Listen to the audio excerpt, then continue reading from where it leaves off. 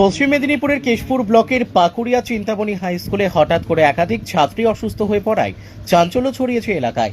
গত দুদিনে একে একে বেশ কয়েকজন ছাত্রী মাথা ঘোরা, বমি ভাব ও দুর্বলতার উপসর্গে আক্রান্ত হয়েছে। মঙ্গলবার নবম শ্রেণীর এক ছাত্রী প্রথমে অসুস্থ হয়ে পড়ার পর পরিস্থিতি ক্রমশ জটিল আকার নেয়। স্কুল কর্তৃপক্ষ জানায়, অসুস্থদের মধ্যে এক ছাত্রীকে ভর্তি করা হয় মেদিনীপুরের একটি বেসরকারি শিশু হাসপাতালে। বাকিদের কেশপুর গ্রামীণ হাসপাতালে প্রাথমিক চিকিৎসার পর ছেড়ে দেওয়া হয়। কিছু ছাত্রী বিশ্রামের পর স্কুলেই সুস্থ হয়ে ওঠে। দ্রুত বিষয়টি বিডিও, বিএমওএইচ ও জেলা স্বাস্থ্য দপ্তরকে জানানো হলে বুধবার একটি মেডিকেল টিম স্কুলে আসে ও ছাত্রছাত্রীদের স্বাস্থ্য পরীক্ষা করে।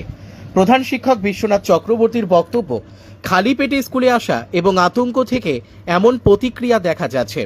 কেশপুরের বিএমওএইচ সুরজিৎ মণ্ডলের মতে, ঘটনাটি প্যানিক রিয়াকশন হতে পারে।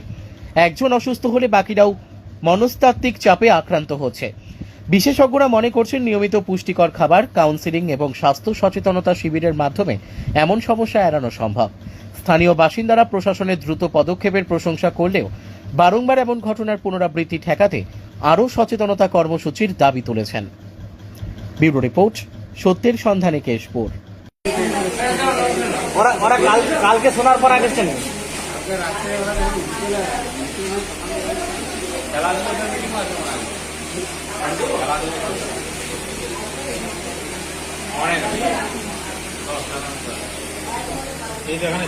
পশ্চিম মেদিনীপুরের কেশপুর ব্লকের পাকুড়িয়া চিন্তামণি হাই স্কুলে হঠাৎ করে একাধিক ছাত্রী অসুস্থ হয়ে পড়ায় চাঞ্চল্য ছড়িয়েছে এলাকায়। গত দুদিনে একে একে বেশ কয়েকজন ছাত্রী মাথা ঘোরা, বমি ভাব ও দুর্বলতার উপসর্গে আক্রান্ত হয়েছে। মঙ্গলবার নবম শ্রেণীর এক ছাত্রী প্রথমে অসুস্থ হয়ে পড়ার পর পরিস্থিতি ক্রমশ জটিল আকার নেয়। স্কুল কর্তৃপক্ষ জানায়, অসুস্থদের মধ্যে এক ছাত্রীকে ভর্তি করা হয় মেদিনীপুরের একটি বেসরকারি শিশু হাসপাতালে। বাকিদের কেশপুর গ্রামীণ হাসপাতালে প্রাথমিক চিকিৎসার পর ছেড়ে দেওয়া হয়। কিছু ছাত্রী বিশ্রামের পর স্কুলেই সুস্থ হয়ে ওঠে। দ্রুত বিষয়টি বিডিও, বিএমওএইচ ও জেলা স্বাস্থ্য দপ্তরকে জানানো হলে বুধবার একটি মেডিকেল টিম স্কুলে আসে ও ছাত্রছাত্রীদের স্বাস্থ্য পরীক্ষা করে।